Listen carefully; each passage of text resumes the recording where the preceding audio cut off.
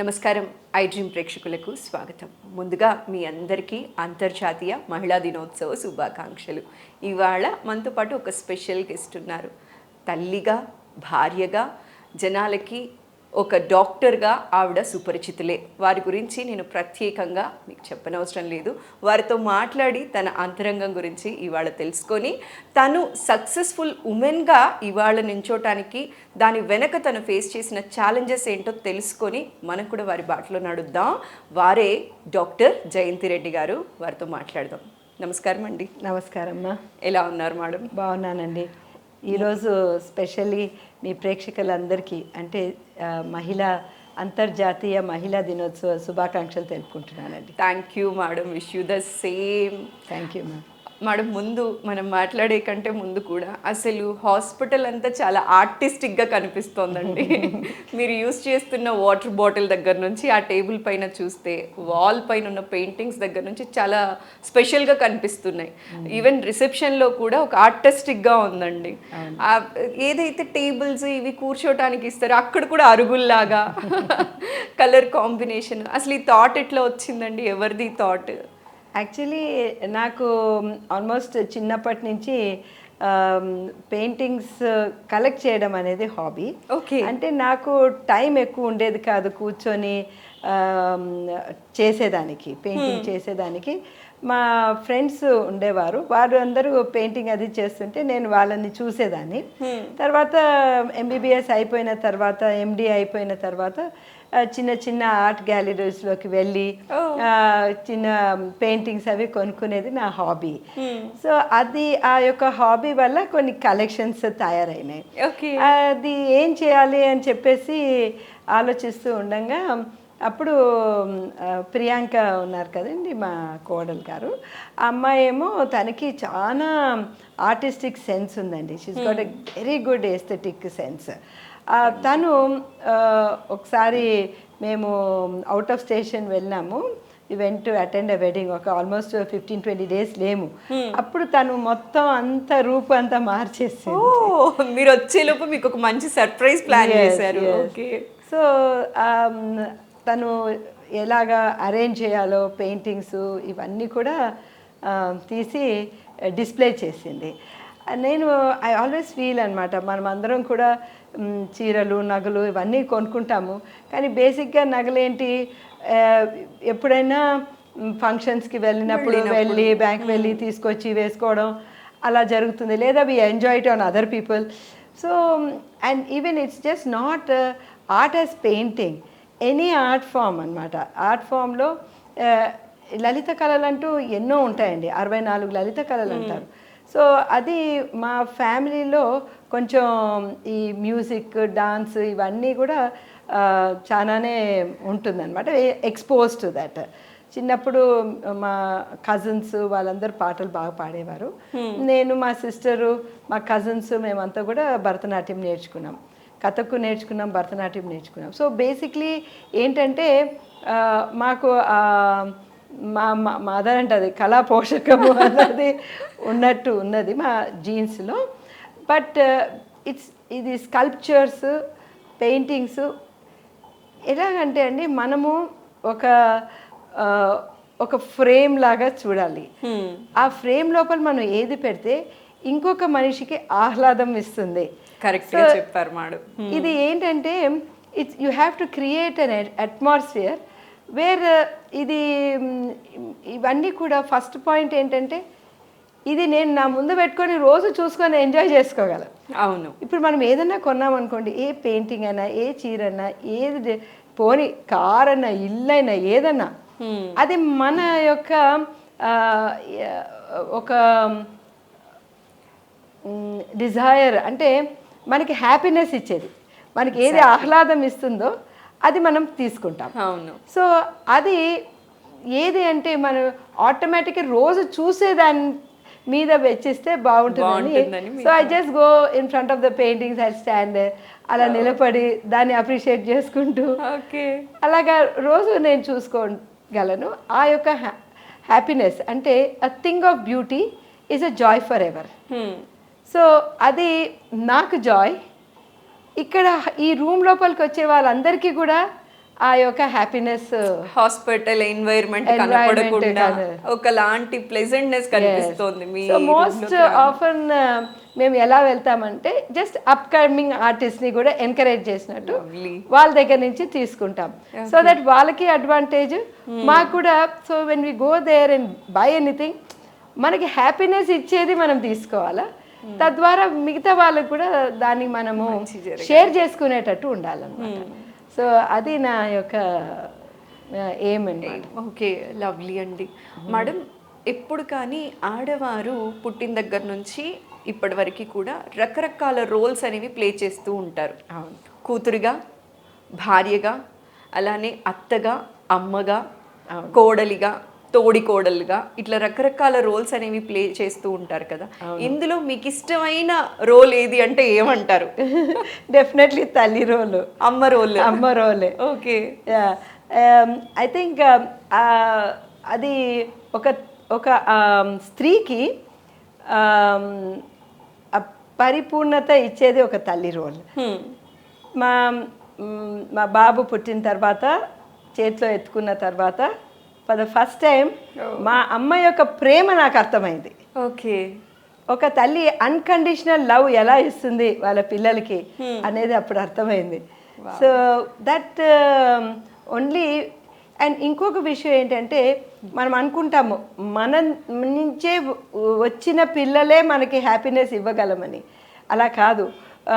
Even మనం పెంచుకున్న బిడ్డల ద్వారా కూడా మనం ఆనందం పొందొచ్చండి. ఎందుకంటే ఒక చైల్డ్ ఎంత ఇన్నోసెంట్గా ఉంటుందంటే, వాళ్ళు లిటరలీ మన హార్ట్ లోపలికి వాళ్ళు జొచ్చుకొని వెళ్ళిపోతారు. ఆ హృదయంలోకి వాళ్ళు వెళ్ళిపోతారు అలాగా. సో అండ్ మన లైఫ్ని ఆ కంప్లీట్నెస్ ఇస్తారు. అండ్ ఇంకోటి ఏంటంటే, మన లైఫ్ని మనం ఇంకొక దృక్పథంతో కూడా మనం చూడగలగచ్చు. పిల్లల ఐస్ ద్వారా చూసేది అది వేరే అండి. వాళ్ళ ఒక ముఖ్యంగా ఏంటంటే, వాళ్ళు లైఫ్ని చూసే విధానం, పెద్దలు చూసే విధానం వేరేగా ఉంటుంది. మా ప్రొఫెసర్ ఎప్పుడు అంటారనమాట, don't treat children as miniature adults అని. Okay, wonderful. పిల్లలు అనేది మన అడల్ట్ కి ఒక చిన్న ష్రింక్ అయిపోయి మినియేచర్ కాదండి. పిల్లలు వేరే. వాళ్ళలో ఉన్న ఆ యొక్క ఇన్నోసెన్స్ ఇవన్నీ వేరే. వాళ్ళ లైఫ్ని చూసే విధానము వేరే. వాళ్ళ నుంచి మనం నేర్చుకునేది ఎంతో ఉంటుంది. సో ప్లస్ వాళ్ళ నుంచి మనం మన చైల్డ్హుడ్ మళ్ళీ జీవించవచ్చు. సో మనం అందరం కూడా ఎప్పుడు అనుకున్నా, అబ్బా ఎప్పుడు ఆడుతూ పాడుతూ ఆ బాల్యంలోనే మనం ఎంత సంతోషంగా ఉన్నాము, ఎప్పుడు అలాగే ఉండాలి అని చెప్పేసి మనం ఎప్పుడు అనుకుంటాం కదా. మనకి సెకండ్ ఆపర్చునిటీ లైఫ్లో మన పిల్లల ద్వారా వస్తుంది. సో అది చాలా ఇంపార్టెంట్. అండ్ ఇంకొకటి నేను చాలా నమ్ముతాను ఏంటంటే, మనకి ఆ ఓనర్షిప్ అంటుంటుంది. ఇది నా చైల్డ్, ఇది నా బిడ్డ, నేను అనుకున్నట్టే నేను పెంచాలి అని. నాకు ఇది బాగా పనిచేసింది, నా పిల్లలకు కూడా ఇదే రకంగా బాగా పనిచేస్తుందని చాలామంది అనుకుంటారు. అలా కాదు. ప్రతి మనిషి యూనిక్. ఇప్పుడు ఒక ఏ, ఒక బి ఉన్నారనుకోండి. సో ఈ పర్సన్ వేరే యూనిక్. ఇలాంటి పర్సన్ ఈ హోల్ భూ ప్రపంచంలోనే ఉండరు. You are unique. So Surekha is unique. మీలాంటి వాళ్ళు ఇంకెవ్వరు ఉండరు. ఎందుకంటే మీరు కడుపులో ఉన్నప్పుడు మీకు ఉన్న ఆ యొక్క ఇన్పుట్స్ వేరే, మీరు బయటకు వచ్చిన తర్వాత కూడా మీ యొక్క ఇన్పుట్స్ వేరే. సో మీ పర్సనాలిటీ డిఫరెంట్గా డెవలప్ అవుతుంది. ఒక ఇంట్లోనే ఒక ఇద్దరు పిల్లలు ఉన్నా కూడా ఇద్దరు డిఫరెంట్గా ఉంటారు. ద మోస్ట్ ఇంపార్టెంట్ థింగ్ నేను ప్రతి పేరెంట్కి నేను చెప్పేది ఏంటంటే, don't compare pregnancies, don't compare children. Each pregnancy unique అండి, ఈచ్ చైల్డ్ యూనిక్. సో మనము ఎప్పుడు కనుక కంపారిజన్ చేస్తామో, చూడు వాళ్ళ పిల్లలు ఎట్లా చదువుతున్నారు అని చెప్పేసి, నువ్వెందుకు ఇట్లా చదవటం లేదు, నువ్వెందుకు పాడటం లేదు, నువ్వెందుకు ఆడటం లేదు. బట్ ఆ టైం మనం స్పెండ్ చేసే బదులు, నా బిడ్డలో ఏం టాలెంట్ ఉన్నది. సో దేవుడు ప్రతి ఒక్కరికి ఏదో ఒక టాలెంట్ ఇచ్చే పంపిస్తారు. సో దాన్ని మనం ఎతకాలి, దాన్ని మనం వెలికి తీయాలి, దాన్ని మనం షైన్ చేపించి వాళ్ళని పెంచాలన్నమాట. సో వాళ్ళని ఆపర్చునిటీ ఇవ్వాలన్నమాట. వాళ్ళు మన దగ్గరకు వచ్చి కూర్చున్నప్పుడు మనం ఆ ఆపర్చునిటీ ఇవ్వాలి. అది మనకి గ్రేట్ ఛాన్స్ వాళ్ళ మైండ్లో ఏముందో తెలుసుకునేదానికి. మేడం ఇంకొక విషయం మాట్లాడాలి అంటే ఇందాక మీరు అన్నారు నాకు అమ్మ రూల్ చాలా ఇష్టం. ఎవరికైనా కూడా ఎక్కువ మంది మెజారిటీ ఇది మాటే అంటారనమాట. చాలా సంతోషం అనిపించింది.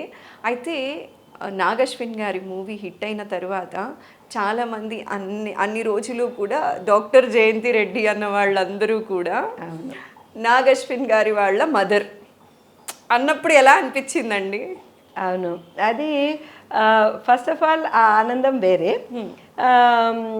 సో మెయిన్లీ ఏంటంటే నేను దేవుడికి చాలా కృతజ్ఞత చెప్పుకున్నాను అనమాట ఆ టైంలో.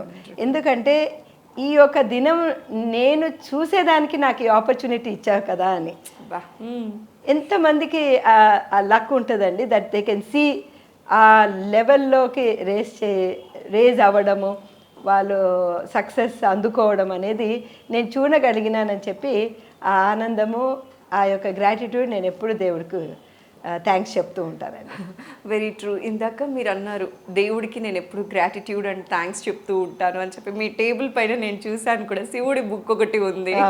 సో దేవుడిని నమ్ముతారా అంటే ఏమంటారంటే మీ ఎవ్రీడే లైఫ్లో దైవారాధన కానీ మీరు చేసే పూజా విధానాలు కానీ ఏమన్నా ఉంటాయా అండి? ప్రతిరోజు నేను ఇంత సమయం అయినా నేను కనీసం భగవంతుడి ముందు కూర్చుంటాను. అవునమ్మా, డెఫినెట్లీ డైలీ మార్నింగ్ స్నానం చేసిన తర్వాత నేను దేవుడి రూమ్లో కూర్చుంటాను. అట్లీస్ట్ ఒక 10 to 15 minutes మెడిటేషన్ చేస్తాను. సో అది నా అలవాటు అనమాట. నా 6th క్లాస్ నుంచి చేయడం అనేది అలవరుచుకున్నాను. అది మా పెద్దనాయన యొక్క ఇన్ఫ్లుయెన్స్. మా అందరితో టీఎం మెడిటేషన్, ట్రాన్సెండెంటల్ మెడిటేషన్ అని ఉండే, అప్పుడు చాలా ఫేమస్ ఉండే. అది మాకు అందరికీ బోధించారు. మేమందరూ కూడా ఆ టైంలో నుంచి చేసేవాళ్ళం. సో దానివల్ల ఎప్పుడన్నా చాలా పని ఒత్తిడి వల్ల నేను చేయలేకపోతే నాకు తెలిసిపోతుంది అనమాట. ఆ రోజు యొక్క ఇరిటేషన్ వేరేనే ఉంటుంది. ఆ రోజు నా మూడ్ స్వింగ్స్ డిఫరెంట్గా ఉంటుంది. So I've seen it all my life. And ఎప్పుడు కనుక నేను స్ట్రాంగ్గా చేశాను అప్పుడు డెఫినెట్లీ నా స్కూల్ డేస్ నుంచి 6th నుంచి కదా, నా స్కూల్ డేస్ నుంచి కూడా నా స్కూలాస్టిక్ కెరియర్లో నాకు వచ్చిన మార్కులు, కాలేజ్లో మెడిసిన్లో నాకు వచ్చే మార్కులు ఎప్పుడు ఎక్కువే ఉండేది నేను మెడిటేషన్ బాగా చేసినప్పుడు. సో అందుకే నాకు దాని యొక్క సత్ఫలితాలు తెలుసు కనుక నేను ఎప్పుడు పేషెంట్స్కి చెప్తూ ఉంటాను. బికాజ్ 90% మనకు వచ్చే రుగ్మతాలన్నీ కూడా మైండ్లో స్టార్ట్ అవుతుంది. స్ట్రెస్ వల్ల అన్ని రకాలుగా. సో అది మైండ్లో స్టార్ట్ అవుతుంది. దానివల్ల బాడీ ఒక రకంగా రియాక్ట్ అవుతుంది. సో దాన్ని మనము సోమాటిక్ డిసీజ్ ఉంటామన్నమాట. So it is psychosomatic. So ఇలాంటివి ప్రాబ్లమ్స్ మనము గుర్తించి ఎక్కడి నుంచి స్టార్ట్ అవుతుందో మనం తెలుసుకొని అప్పుడు ట్రీట్మెంట్ ఇస్తే ఇంకా మంచి ఫలితాలు వస్తాయని. ఓకే మేడం, ఇంకొక విషయం మాట్లాడాల్సి వస్తే, సార్ ఒకవైపు టాప్ మోస్ట్ యూరాలజిస్ట్ అండి, మీరు ఒకవైపు top most gynaecologist, one of the top most అని చెప్పొచ్చండి. అయితే చాలామంది ఆడవారు కానీ అమ్మాయిలు కానీ ఫీల్ అయ్యేది ఏంటి అంటే, పెళ్ళితో నాకు శుభం కార్డ్ పడిపోతుంది, నా హోప్స్ అన్నీ కూడా పక్కన పెట్టేయాలేమో, నా గోల్ నేను రీచ్ అవ్వలేదు. ఇప్పటి జనరేషన్ తీసుకున్నట్లయితే నా కెరియర్కి ఎక్కడ ఫుల్ స్టాప్ పడిపోతుందో అని పెళ్ళికి ఆలోచించే అమ్మాయిలు కూడా బోల్డ్ అంతమందే ఉన్నారు. కానీ మీకు మాత్రం మీ లైఫ్కి అక్కడే శ్రీకారం పడింది అని మీ సన్నిహితులు కానీ ఎవరైనా సరే చెప్తూ ఉంటారు. దీన్ని మీరు ఎలా చెప్తారండి? అంటే సార్ సపోర్ట్ కానీ మీ అత్తగారి వైపు నుంచి సపోర్ట్ కానీ ఆ రోజుల్లో ఎలా ఉండిందండి? డెఫినెట్లీ అండి, మా వారి సపోర్టు, మా పేరెంట్స్ సపోర్ట్ అండి. ఫస్ట్ మా పేరెంట్స్ సపోర్టు, తర్వాత మా వారి సపోర్టు, మా ఇన్లాస్ సపోర్టు. సో ఇవన్నీ కూడా మా చిన్నప్పటి నుంచి మా తాతగారు మమ్మల్ని పెంచారు. మా ఫాదర్ ఏమో డిస్ట్రిక్ట్స్లో ఆయన సర్జను. సో డిస్ట్రిక్ట్స్లో పనిచేశారు. 11 years నిజామాబాద్ డిస్ట్రిక్ట్లో పనిచేశారు. తర్వాత ఉస్మానియా హాస్పిటల్లో ప్రొఫెసర్గా రిటైర్ అయినారు. సో మేము ఇక్కడే ఉండేవారము. అయితే ఆ టైంలో బేసిక్గా మేము ఏది చదవాలనుకుంటే we had that free hand.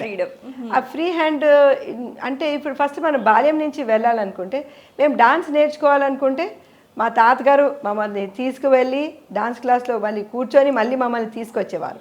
So అంత సపోర్ట్ ఉండే అనమాట ఫ్యామిలీలో. నా చెల్లెలు అనమాట శ్రీదేవి అని, తను కూడా డాక్టర్, యుఎస్ఏలో ఉంది. మా ఇద్దరిని తీసుకువెళ్ళేవాళ్ళం, తీసుకొచ్చేవాళ్ళు. మా చేత అరంగేట్రం చేపించారు 1976లోనే. So whatever we wanted to do మాకు సపోర్ట్ ఉండేదన్నమాట. మేము ఇద్దరమే ఆడపిల్లలు. ఎప్పుడు కూడా మా ఫాదరు వివక్షత చూపించలేదన్నమాట. ఎప్పుడు నాకు బాయ్ ఉంటే ఎంత బాగుండేది, నాకు ఒక కొడుకు ఉంటే బాగుండేది కదా అని చెప్పేసి మా చేతే మాకు ఆ ఫీలింగే రానియలేదండి. అందుకే మేము ఎప్పుడైనా పేషెంట్స్ చూస్తే ఇద్దరు ఆడపిల్లలు పుడితే వాళ్ళు ఏడవడము, సో అలాంటి ఫీలింగ్స్ పెట్టడము. నేను అసలు డోంట్ వరీ, జయంతి శ్రీదేవి పుట్టింది అనుకో అంటాను నేను. సో ఏంటంటే ఆ యొక్క ఎంకరేజ్మెంట్ వల్ల మేము చదువుకోగలిగినాము. And also whatever we wanted to do we are achieved. అయితే ఇది వాళ్ళ ప్రతి ఒక్కరు ఆ ఎన్వైరన్మెంట్లో ఉన్నప్పుడు అరే ఆడపిల్ల పుట్టిందిరా అని చెప్పి అనుకుంటే అప్పుడు ఆ అమ్మాయిలో ఒక రకమైన అభిమానం దెబ్బతింటుంది. సో అదే ఇంట్లో అసలు నువ్వు గర్ల్ అనే ఫీలింగే ఎప్పుడు లేదండి. నువ్వు టెన్నిస్ క్లాస్కి పోతావా, నువ్వు బ్యాడ్మింటన్ క్లాస్కి పోతావా, నువ్వు టైపింగ్, మాకు టైపింగ్ కూడా నేర్పించినారు ఆ టైంలో అప్పట్లో. That was in 1974-75 like that. So అప్పుడు ప్రతిదీ కూడా బాయ్ ఏది చేస్తే నువ్వు కూడా చేయగలగాలి అని చెప్పి ఇద్దరు కూడా, మా తాతగారైనా మా నాన్నగారైనా, what a boy man can achieve you can achieve అని అది మాకు పెట్టేవారు అనమాట. అది కంటిన్యూస్ ఆ ఎంకరేజ్మెంట్, ఇన్స్పిరేషన్ ఇచ్చారు. సో ఆ విధంగా నేను చాలా లక్కీ అని చెప్పాలి. ఓకే, మేము మా సిస్టర్స్, కజిన్స్ అందరూ మేము చాలా lucky. So we never face that sort of discrimination అనమాట. బాయ్ గర్ల్ అనే డిస్క్రిమినేషన్ లేదు. అండ్ నేను అందరు కజిన్స్లోకి ఫస్ట్ దాన్ని కనుక all eyes were on me. నువ్వు బాగా చదువుకోవాలా, నేను అలానే వెళ్ళాలి. మా మమ్మీ ఎప్పుడు అనేది, నువ్వు లీడింగ్ అనమాట, నువ్వు బాగా చదివితే నీ వెనక అందరూ కూడా చక్కగా చదువుతారు. సో అలాగే నా వెనక టోటల్ 4 డాక్టర్స్ అయిపోయారు అనమాట. సో అది కూడా ఒక ఇన్స్పైరింగ్ పాయింట్ ఉండే. అండ్ హార్డ్ వర్క్ ఎప్పుడు మాకు ఎంకరేజ్మెంట్ ఉండేది, ఎందుకంటే మా ఫాదర్ చాలా హార్డ్ వర్కింగ్, మా అమ్మ కూడా. సో ఇంట్లో మేము ఆ ఎన్వైర్న్మెంట్ చూసాం కనుక it was very easy. And after marriage మా హస్బెండ్ కూడా, ఆయన ఏది చేసినా కూడా టోటల్ ఫెలిసిటేటర్ అనమాట. ఏది కూడా అడ్డం చెప్పలేదు. నేను ఏది సబ్జెక్ట్ చేయాలన్నా కూడా నాకు టోటల్ ఎంకరేజ్మెంట్ ఇచ్చారు. మా ఇన్లాస్ నుంచి కూడా టోటల్ ఎంకరేజ్మెంట్ ఉండేదన్నమాట. అండ్ మా పిల్లలు పెరిగేటప్పుడు మా తల్లిదండ్రులు బాగా చూసుకున్నారు వాళ్ళని. సో నాకు అది ఎప్పుడు ఆ ఫీలింగ్ రాలేదు, ఎందుకంటే మీరు బిజీ లైఫ్లో ఉండిపోతారు. అది అన్నమాట మెయిన్ ప్రాబ్లం. ఇప్పుడు అందరూ ఆలోచించేది ఏంటంటే they want have their own nuclear families. ఇప్పుడు నువ్వు న్యూక్లియర్ ఫ్యామిలీలో ఉన్నావంటే నువ్వు, మీ వారు, మీ పిల్లలు. సో నువ్వు కెరియర్ మీదకి చాలా ఆలోచించాల్సి వస్తుంది. అరే 1 చైల్డ్ ఇనఫ్, ఈ 1 చైల్డ్తోనే నేను ఇంత కష్టపడుతున్నాను, మళ్ళీ నా కెరియర్కి మళ్ళీ బ్రేక్ వస్తుందని చెప్పేసి. సో దట్ వే ఏంటంటే మాది అంతా ఉమ్మడి కుటుంబం ఉండే, we are all staying together. Okay. So అందరూ కలిసి ఉన్నందుకు మా పిన్నమ్మని కూడా చూశాను అనమాట. మా తాతగారింట్లో వాళ్ళందరూ కలిసి ఉండేవారు అనమాట. సో వాళ్ళ పిల్లలకి ఏం ప్రాబ్లం లేదు, వాళ్ళు కలిసి పెరిగారు, మేమందరం కూడా కలిసి పెరిగాం. So that is the beauty of joint family. Nuclear families వచ్చేటప్పటికి టెన్షన్ ఎక్కువ అయిపోతుంది అనమాట అమ్మాయికి. అరే నేను సరిగ్గా పెంచగలనా లేదా అనే టెన్షన్. సో ఇదేంటంటే నన్ను మా అమ్మ నాన్న బాగా పెంచారు, మా పిల్లల్ని కూడా బాగా పెంచుతారు ఓకే అనే ఆ ధైర్యం అనమాట. దాంతో we could go head and do whatever we wanted. And మా ఫాదర్ కూడా బాగా ఎంకరేజ్మెంట్ చేసేవారు అనమాట. నేను suppose I was going out and doing surgeries అవన్నీ కూడా హీ యూస్ టు సే ఎంతమందికి ఆపర్చునిటీ వస్తుంది. That was long back in 90s. అప్పుడు ఇంతమంది లాప్రోస్కోపిక్ సర్జన్స్ కూడా ఎవరు లేరు.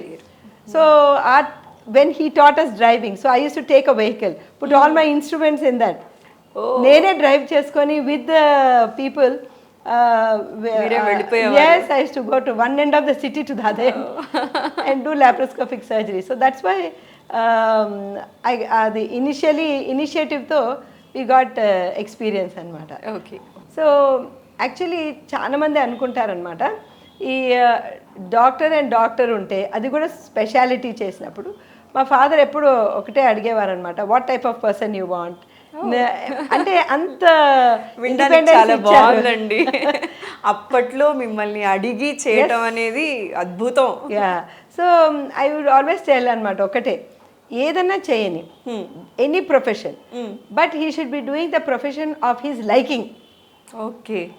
ఇప్పుడు ఏంటంటే ఇప్పుడు నేను సర్జరీ చేస్తున్నాను అనుకోండి, ఆయన ప్యాషన్తో ఆ సబ్జెక్ట్ తీసుకున్నారు అనుకోండి, so he is going to be very happy doing his subject.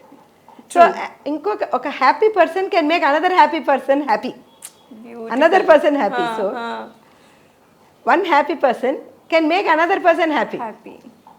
So అందుకు మనము ఎన్నుకునే సబ్జెక్టు కొంతమందికి అదే వాళ్ళకి కావాల్సిన సబ్జెక్ట్ రాకపోవచ్చు కొంచెం, ఎందుకంటే కాంపిటీషన్ కూడా చాలా ఎక్కువగా ఉన్నది. కానీ అందులోనే వాళ్ళు ఎలాంటిది అడ్జస్ట్ అయిపోయి హ్యాపీగా ఉన్నారో అది చాలా ఇంపార్టెంట్ అండి. సో ఫర్ ఎగ్జాంపుల్ నేను ఫస్ట్ పీడియాట్రిక్స్ చేయాలనుకున్నాను. సో పీడియాట్రిక్స్ చేయాలనుకుంటే నాకు 1 మార్క్లో పీడియాట్రిక్స్ తప్పి గైనకాలజీ వచ్చింది.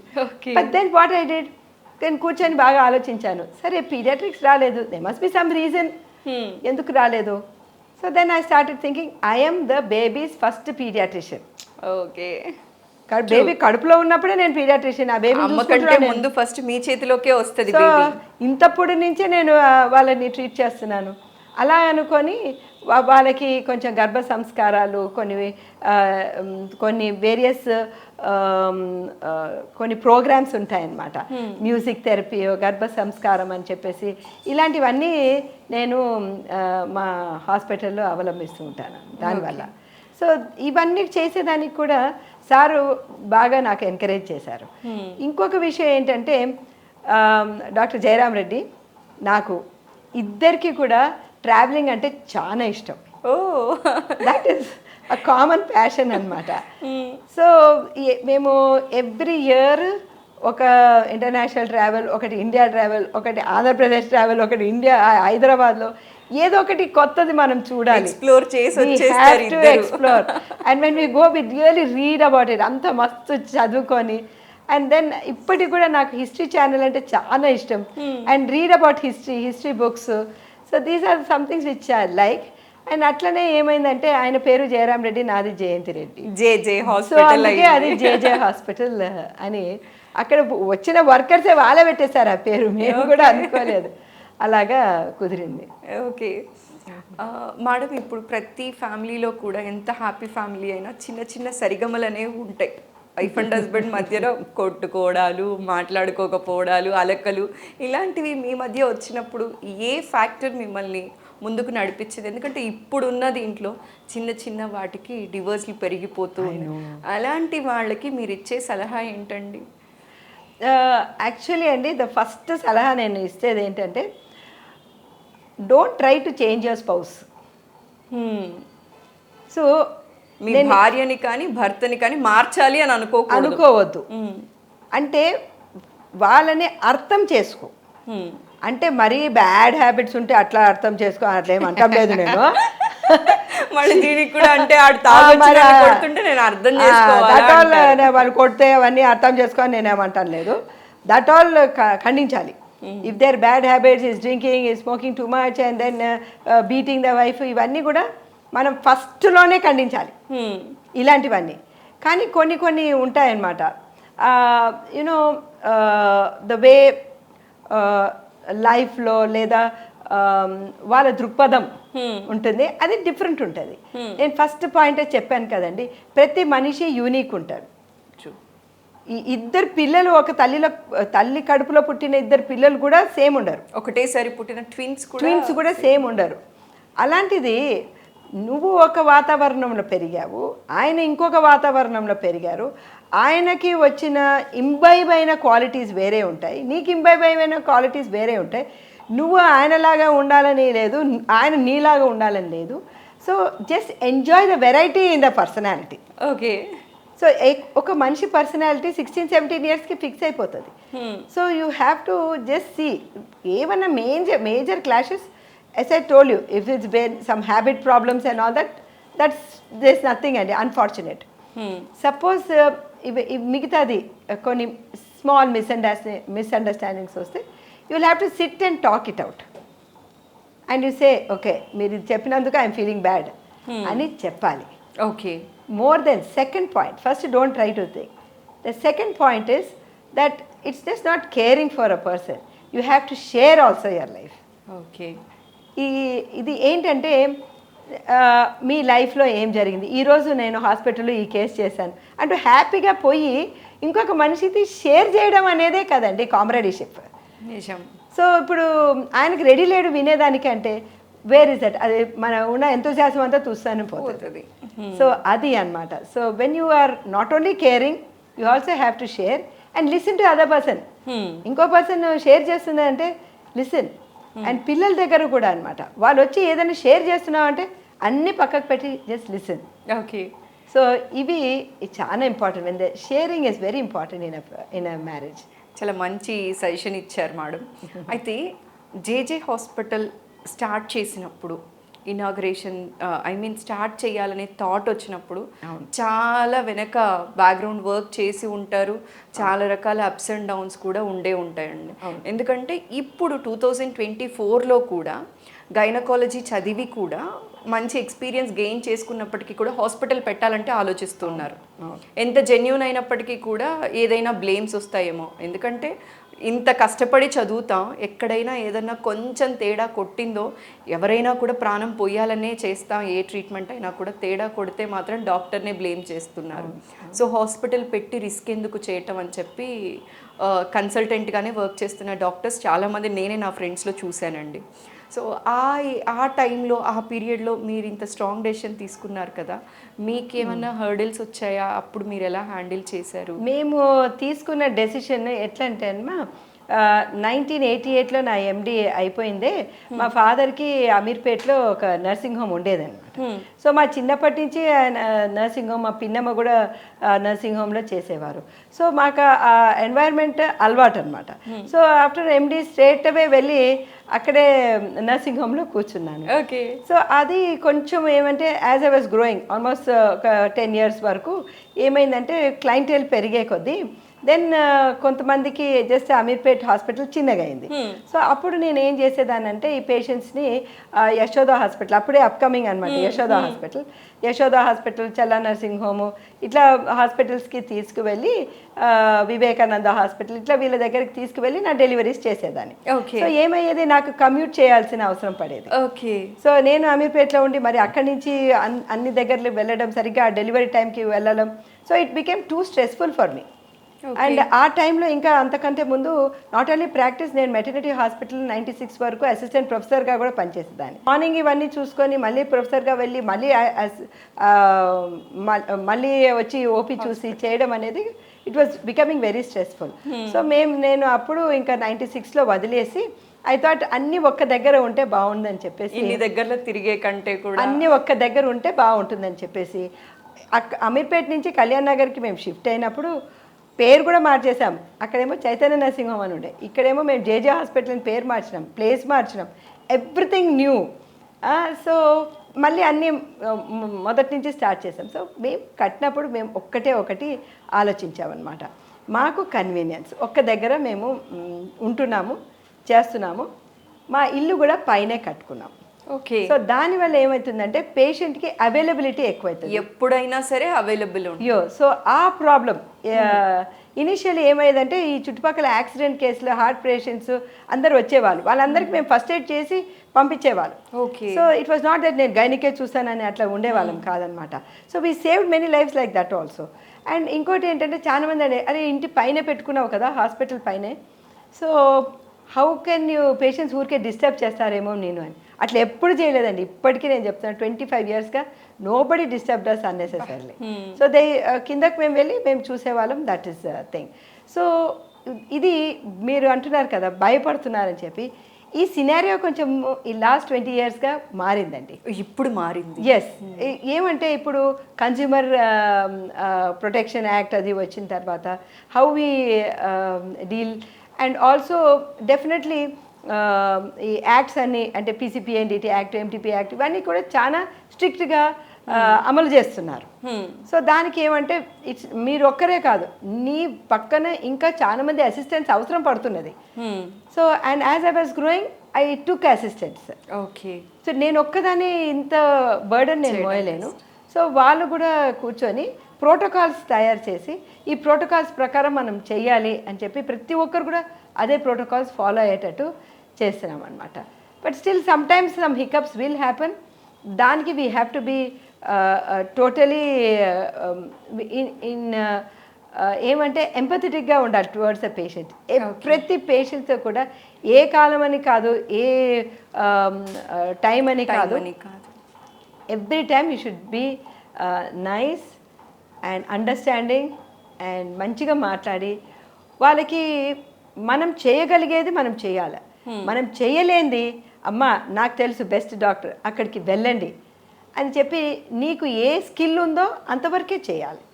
నీకు లేని స్కిల్ నీకంటే బెటర్ స్కిల్ ఉన్న వాళ్ళని తెప్పించుకొనన్నా చేయాలి, లేదా అక్కడికి మనం రెఫర్ అన్నా చేయాలి.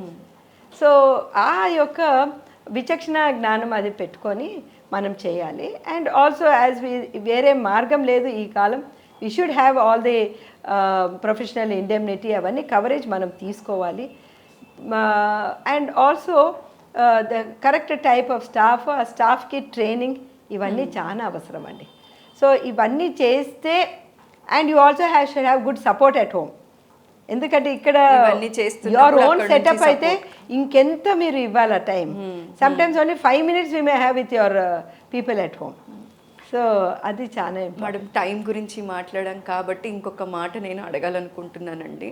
ఇప్పుడు మీరు గైనక్ అంటే ఎప్పుడు ఏ అవసరం పడుతుందో తెలియదు, అర్ధరాత్రి అపరాత్రి ఏది ఉండదన్నమాట. ఇప్పుడు సాఫ్ట్వేర్ ఎంప్లాయో టీచర్ అనుకోండి, ఇంట్లో వాళ్ళదో అయిన వాళ్ళదో ఒక ఫంక్షన్ జరిగితే 3 రోజులు చక్కగా లీవ్ పెట్టుకుంటారు. ఆ 3 రోజులు ఎవరు కూడా డిస్టర్బ్ చేయరు. కానీ మీ కెరియర్ కానీ మీ లైఫ్ కానీ అలా ఉండదు కదా. అలా ఎలా బ్యాలెన్స్ చేశారండి ఫ్యామిలీని, కెరియర్ని? అదే చెప్తున్నానండి, ఈ మన టైం మనది కాదు. ఏ టైంకి పేషెంట్ వస్తుందో మనం చెప్పలేము. ఒకసారి టోటలీ అన్నీ నేను చాలా బాగా ప్లాన్ చేశాను అనుకున్నాను, కానీ అప్పుడే ఒక రప్చర్డ్ ఎక్టాపిక్ ప్రెగ్నెన్సీ వచ్చింది. మనం వదిలి వెళ్ళే స్థితిలో ఉండము, ఎందుకంటే patient is bleeding inside. So అలాంటి సిచ్యువేషన్స్ ఎన్నో వస్తుంది గైనకాలజీలో. నేను అన్నాను యూరాలజీలో అన్నీ ఉండవు, పీడియాట్రిక్స్లో కొన్ని ఉండొచ్చు, ఆర్థోపెడిక్స్లో అట్లా ఉండవు. సర్జరీ కూడా నేను వచ్చి ఒక 2 hours తర్వాత వచ్చి నేను అపెండిక్స్ చేస్తాను అని కూడా అన్నా కూడా ఏమీ కాదు. కానీ ఇది డెలివరీ అనేది ఆ టైంలోనే మనం చేయాలి. So it's a very very exhaustive profession అండి. And it takes away all your time. But ఏమంటే మీకు ఆ ప్యాషన్ ఉంటే దాన్ని అరౌండ్ దట్ ప్రొఫెషన్ మనం అన్నీ చేస్తాం. So all these years we were able to take out that time అనమాట. టైం తీసుకొని మిగతా యాక్టివిటీస్ అన్నీ చేయడం అనేది అలవాటు చేసుకోవాలి. అది even yoga, meditation, everything should incorporate in to your life. అలాగా స్లోగా స్టార్టింగ్ నుంచే మనము ఇవన్నీ కూడా ఇన్కాపరేట్ చేసుకుంటే లైఫ్ కొంచెం ఈజీ అవుతుంది. కానీ సర్టన్ థింగ్స్ మనం మిస్ చేసింది మనం ఏం అనుకోకూడదు. కానీ అలా మీకు ఏమన్నా ఉందా అండి? చాలా మూమెంట్స్ ఉంటుంది అనమాట. Very very I was going to go for destination wedding to Udaipur. Everything is ready, my close friend's daughter's wedding, and here they was a triplets అనమాట. సో అదే టైంకి then I had to arrange and I have to be the triplets డెలివరీకి. So I had to cancel everything and stay back. But ఆ satisfaction వేరే. Suppose something happens, you can't answer yourself for the rest of your life. True. So then that is the happiness and that is the reward of missing all the, it may be function, it may be the movies, we may go in the interval, we may come out in the interval. So many things that keep happening in our lives. But ఇంట్లో నుంచి abrupt గా బయట వచ్చేసిన situations కూడా. yes. So అది కూడా ఎట్లా patient to baby, when they go out happily and you are able to treat them, then everything is forgotten అండి.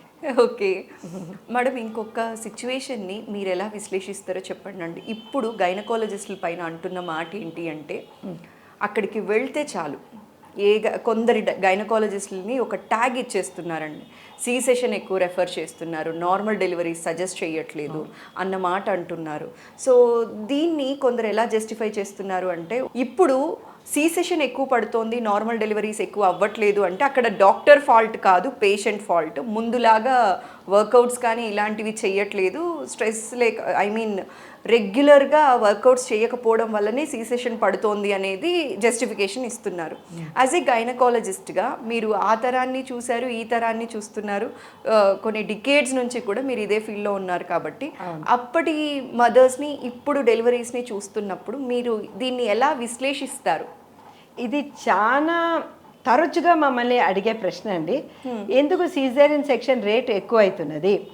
అండ్ ఇప్పుడు మనం చూస్తే కూడా స్టాటిస్టిక్స్ ప్రకారం తెలంగాణ రాష్ట్రంలో మొత్తం దేశవ్యాప్తంగా కూడా మనం చూస్తే తెలంగాణ రాష్ట్రంలో ఎక్కువ అవుతుంది. ఇవన్నీ ఎందుకు జరుగుతున్నది అని చెప్పేసి this is a question often asked అనమాట మమ్మల్ని. అది మనం చూస్తే డెఫినెట్లీ అండి 40 years బ్యాక్కి ఇప్పటికీ సిజేరియన్ సెక్షన్ రేట్ ఎక్కువ అయింది. ఎందుకు అయింది అంటే మొట్టమొదటి కారణం ఏంటంటే మనం హై రిస్క్ ప్రెగ్నెన్సీస్ ఎక్కువ చేస్తున్నాం. Okay. So and also high risk pregnancies ఎక్కువ అవుతున్నాయి. ఇంతకు ముందు ఇంత హైపర్ టెన్షన్ ఉన్న బేబీస్ ఉంటే మదర్కి మేము సాల్వేజ్ చేసేవాళ్ళం కాదు బేబీస్ని. 1 kg బేబీ 600 900 అట్లా గ్రామ్స్ ఉన్న బేబీస్ని మేము సాల్వేజ్ చేసేవాళ్ళం కాదు మేడం. మందెక్కిచ్చేసి బేబీ వచ్చేస్తే డెలివరీ అయితే తల్లి బతుకు జీవుడా అని మేము బతుకు జీవుడా అని బయటపడేవాళ్ళం. కానీ ఇప్పుడు అలా కాదు, ఎన్ఐసియులు చాలా బాగా వచ్చినాయన్నమాట. So because of that good NICU setup మనం చిన్న సైజ్ బేబీస్కి కూడా మనం సాల్వేజ్ చేయగలుగుతున్నాం. సో హై రిస్క్ ప్రెగ్నెన్సీ ఉన్నప్పుడు సమ్ టైమ్స్ ఇన్ఫర్టిలిటీ ట్రీట్మెంట్ కూడా చాలా ఎక్కువైంది. If you look at the percentage of infertility, ఎందుకంటే పిల్లలు కొంచెం లేట్గా పెళ్లి చేసుకుంటున్నారు, లేట్గా పెళ్లి చేసుకున్న తర్వాత కూడా ఇంకా లేట్గా పిల్లలు కంటున్నారు. సో ఆ ఫస్ట్ చైల్డ్ అయిపోయినాక మళ్ళీ సెకండ్ చైల్డ్ కూడా పోవటం లేదు. సో దీస్ డెమోగ్రఫిక్ చేంజెస్ అంటారనమాట. ఈ డెమోగ్రఫిక్ చేంజెస్ చాలా ఎక్కువైనాయి. దీనివల్ల ఏమవుతుందంటే ఈ ప్రతి ప్రెగ్నెన్సీ ఒక ప్రెషస్ ప్రెగ్నెన్సీ అవుతుంది. దానికి ముందు ఏంటంటే what is the environmental changes that are taking place. First of all pollution అనేది చాలా ఎక్కువైపోయినాయి అన్నమాట. సో వెన్ మన వాతావరణంలో వాటర్ అయితే ఏమి, గాలి అయితే ఏమి, నీరు అయితే ఏమి, వీటన్నిటిలో పొల్యూషన్ ఎక్కువైంది. ప్లస్ ఇంకోటి ఏంటంటే మైక్రో ప్లాస్టిక్స్ అనేది, నానో పార్టికల్స్ అనేది ఎక్కువైపోతుంది. సో వాట్ ఈస్ హ్యాపెనింగ్, ఇంతకుముందు మేము ఇంత నీరు తగ్గిపోవడం అనేది ఎక్కువ చూడలేదు, ఈ ప్లాసెంటల్ ఇన్సఫిషియన్సీస్ చూడలేదు. ఇవన్నిటితో పాటు ఈ డాప్లర్ స్టడీస్, ఈ స్కానింగ్స్ అన్నీ కూడా ఎక్కువైనాయి. So we are able to catch problems early and we are trying to save the babies early. అది ఒక సైడు. ఇంకొక పాయింట్ ఏంటంటే ఇప్పుడు తల్లులు కూడా చాలా ఎక్కువ రెస్ట్ తీసుకుంటున్నారు. They are not going about రెగ్యులర్గా కూర్చునేది. తర్వాత ఇప్పుడు ఇండియన్ టైప్ బాత్రూమ్స్ పోయి ఈ వెస్టర్న్ టైప్ ఆఫ్ కమోడ్స్ అవి, దానివల్ల వాళ్ళు గొంతు కూర్చోవటం లేదు, కూర్చొని ఏది పని చేయటం లేదు. వీటి వలన ఎక్సెసివ్ రెస్ట్ వలన వాళ్ళ బేబీ సైజ్ పెరుగుతున్నదండి. ఎక్సెసివ్ రెస్ట్ సో వాళ్ళ బేబీ సైజ్ ఎక్కువైతున్నది. నాట్ ఓన్లీ సైజ్ అండి, ద వెయిట్. ఇప్పుడు ఒక అమ్మాయి ప్రెగ్నెన్సీకి ఉపక్రమించినప్పుడు వాళ్ళ వెయిటే 80 kgs ఉంటుంది స్టార్టింగే. So that also is more. Polycystic ovaries ఎక్కువ. సో ఏమవుతుందంటే when they start with more weight, more then 65 also, వాళ్ళకి జెస్టేషనల్ డయాబెటీస్ ఎక్కువైతుంది. So when you look at some fall, even in our setup మేము చూస్తున్నాం, ఏదో ఒక గ్లూకోజ్ అబ్నార్మాలిటీస్ ఉందనుకోండి, almost 35% of the మదర్స్కి గ్లూకోజ్ అబ్నార్మాలిటీస్ వస్తున్నాయి.